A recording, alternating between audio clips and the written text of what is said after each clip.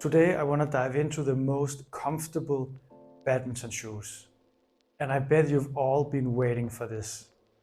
Interestingly, when I started my badminton career, so to speak, I really enjoyed badminton shoes that were super comfortable with a ton of thick cushioning. But now that I've played for a bit longer, my preferences has changed and I prefer something that is less comfortable and more snug and injury preventive. That doesn't mean that comfy shoes aren't good, and it doesn't mean that I'm not going to test them. So after I've tested a bunch of shoes, I'm ready to share the 3 shoes that are the best in the comfy category, at least among those that I have tested, because of course I haven't been through all the badminton shoes out there, and I'm only looking at flagship badminton shoes for this. I've bought them with my own money to give you an unbiased review. I've had each of them on court for at least 10 hours to see how they play. I'm Asker from Beast Badminton, and let's dive into some comfortable shoes. Before we dive into the shoes, I should say, in the feather light, super low weight shoe category, there is no comfort. So that category won't be in this video. When there's low weight, there's no weight for comfort.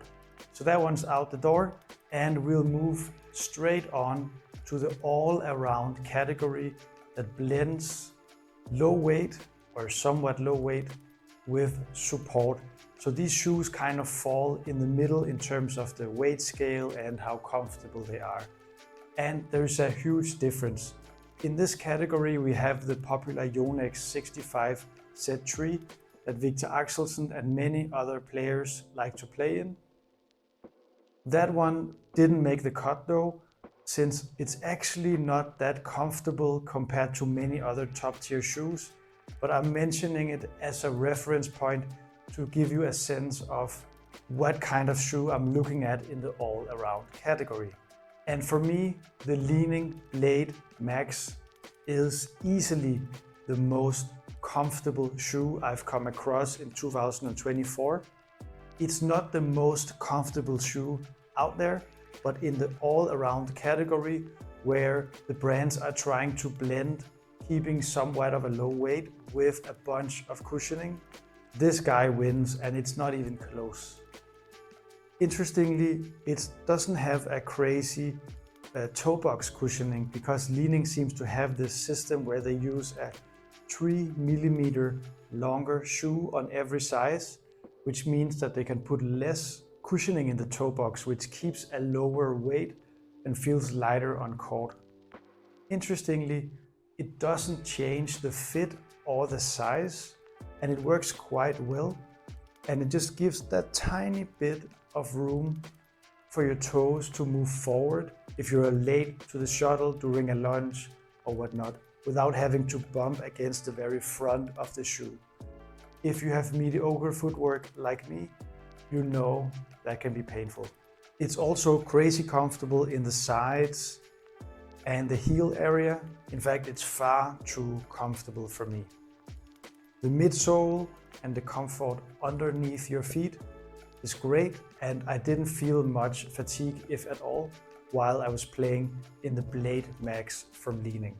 Next, let's move on to the supportive category, where no one cares about weight, and it's just piling on as much couchy cushion and comfort as you can muster.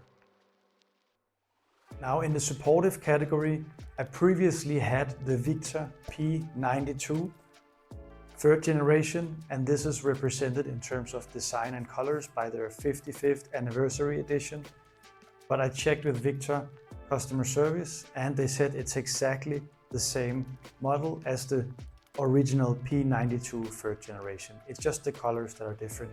And the reason why I found this one so comfortable is not the thick heel cushion or the reasonably cushioned toe box, but the ultra spongy midsole technology that they have used, which is a drop-in midsole, which combines the actual midsole with the insole and gives you this like bouncy, spongy feeling underneath your feet as you're moving around on court. The drop in midsole and the feeling I get underneath my feet while I'm playing in this is still the best one, even if this is not the winner overall. I wish the other brands would adopt this just from the perspective of a player who is getting older and cares more about not feeling fatigued after pushing it to the limit on court. But that begs the question, so which one is the winner? For me, it's the brand new Leaning Thunder Pro that came out this year. It has a super thick cushion in the heel and the sides of the heel and ankle area. It's still pretty stiff, so you don't feel too concerned about the shape of the shoe not keeping while you're playing. And it's also very comfortable and comfy underneath your feet. Not as much as the P92 third generation, as I mentioned, but I have had very little issues in terms of fatigue underneath my feet, so this is a great choice. Similar to Leaning's Blade Max, it doesn't come with too much toe box cushioning, but it has those 3 extra millimeters and an insole with the wavy pattern to avoid slide resistance. And so that combination works well.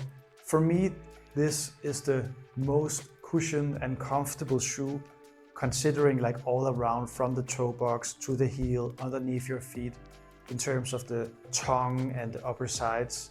Whereas the P92 third generation is just super amazing underneath my feet, but the shape and the rest of the shoe is just fine, but I prefer the Thunder Pro if you're looking at an overall perspective in terms of comfort.